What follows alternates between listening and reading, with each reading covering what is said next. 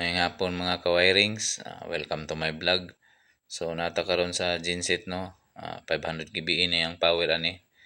Ato nang gi-install ang alternator. Anya way paglangan-langan, ako na pong gi-connect ang battery supply niya. Ug iyang connection sa indicator sa voltahe niya ang iyang SMR.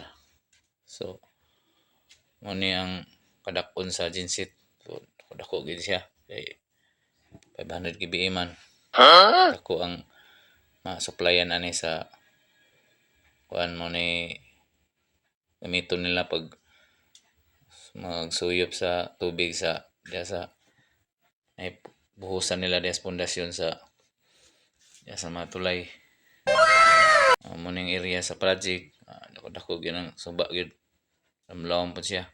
So mo ni siya ang mga pundasyon nga ipangbuhusan. So formal gyud siya. Sa mga solid followers, salamat sa walang sawang suporta. Paki-support my FB page, Arrange Yours Truly. Paki-like, comment, and share. Please don't forget support my YouTube channel, Ka-Wirings Vlog. So moro to mga ka-wirings.